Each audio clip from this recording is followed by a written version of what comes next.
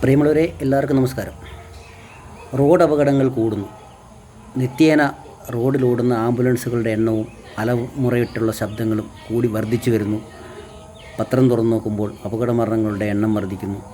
എന്താണ് ഇങ്ങനെ സംഭവിക്കുന്നത്? ഒരു ഡ്രൈവർ വാഹനം റോഡിൻ്റെ ഇടതുവശത്തു കൂടി വേണം ഓടിക്കാൻ.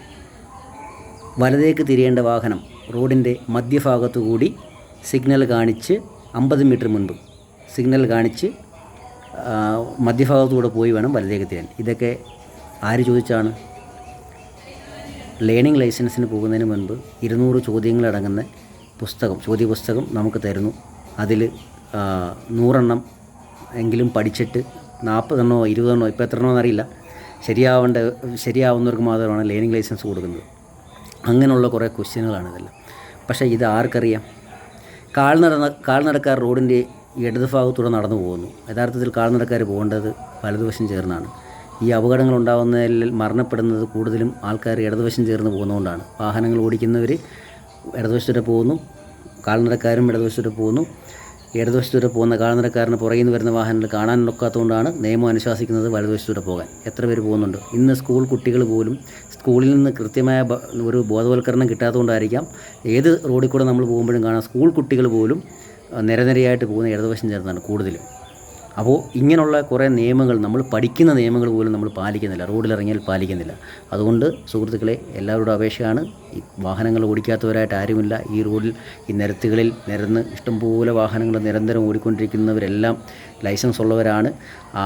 ആ ലൈസൻസ് ഉള്ളവർ പഠിക്കുന്ന ചോദ്യങ്ങളും ഉത്തരങ്ങളും പഠിക്കാൻ വേണ്ടിയും ജയിക്കാൻ വേണ്ടിയും മാത്രമുള്ളതല്ല, നമുക്ക് റോഡിൽ അത് അനുശാസിക്കുന്ന നിയമങ്ങൾ പാലിക്കാൻ കൂടെ വേണ്ടിയുള്ളതാണ്. അപ്പോൾ ഇൻഡിക്കേറ്റർ ഇട്ട് പോകുന്നവർ ഏറെക്കുറെ നമ്മുടെ നിയമം അനുശാസിക്കുന്നത് 50 മീറ്റർ മുൻപ് ഇൻഡിക്കേറ്റർ ഇടണമെന്നാണ്. ഇവിടെ പലരും ഇൻഡിക്കേറ്റർ ഇടാറില്ല. ഇടുന്നവരുണ്ടെങ്കിൽ തൊട്ടടുത്ത് വരുമ്പോഴാണ്, തിരിയുന്നതിന് തൊട്ടടുത്ത് വരുമ്പോഴാണ്. പിന്നെ അതുപോലെ വലിയ വാഹനങ്ങളും ചെറിയ വാഹനങ്ങളും എല്ലാവരും ഓടിക്കുന്നുണ്ട്. വലിയ വാഹനങ്ങൾ ഓടിക്കുന്നവർ ചെറിയ വാഹനങ്ങൾ ഓടിക്കാറുണ്ട്. വലിയ വാഹനങ്ങൾ കാണുമ്പോൾ അവരെ ചീത്ത വിളിക്കാൻ പോവുക, ചെറിയ വാഹനങ്ങളെ വലിയ വാഹനങ്ങൾ ചീത്ത വിളിക്കുക, ഒന്നും ശരിയായ ഡ്രൈവിംഗ് രീതികളല്ല. നമ്മൾ ഒരാളിനെയും ഏത് വാഹനങ്ങൾ ആരോടിച്ചാലും അവരെ ആരെയും ശത്രുക്കളായിട്ട് കാണിക്കുക. പരസ്പരം പോകുന്നവർ പരസ്പരം കണ്ടിട്ടുള്ളവരോ അറിയാത്തവരോ ആണെങ്കിൽ പോലും ഡ്രൈവർമാർ പരസ്പരം കാണുമ്പോൾ ഒന്ന് പുഞ്ചിരിച്ചാൽ അവരുടെ മനസ്സ് ശാന്തമാവും. പലരും ഡ്രൈവർമാർ പരസ്പരം ഒരു ചെറിയ ഗ്യാപ്പിന് വേണ്ടി അവർ പരസ്പരം മത്സരിക്കുമ്പോഴാണ് അപകടങ്ങളുടെ എണ്ണം കൂടുന്നത്.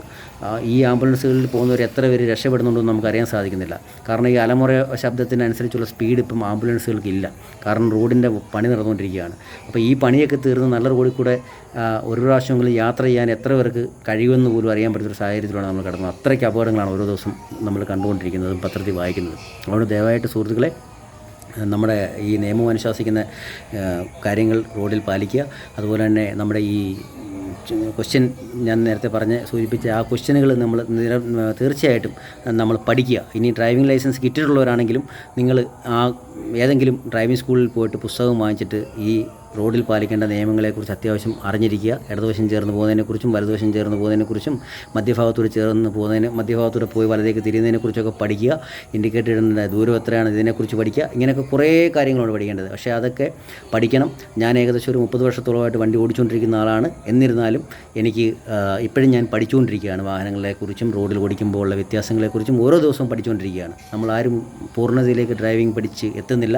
പുതിയ വാഹനങ്ങൾ വരുന്നു, പുതിയ ടെക്നോളജി വരുന്നു, പുതിയ റോഡുകൾ വരുന്നു, രീതികൾ മാറുന്നു. എന്നിരുന്നാലും നിയമം അനുശാസിക്കുന്ന സിഗ്നലുകളും സൈൻ ബോർഡുകളും ഒക്കെ നോക്കിയും വാഹനങ്ങൾ ഓടിച്ചു കഴിഞ്ഞാൽ തീർച്ചയായിട്ടും നമ്മുടെ അപകടങ്ങൾ ആക്കം കുറയ്ക്കാൻ സാധിക്കും. Okay, thank you.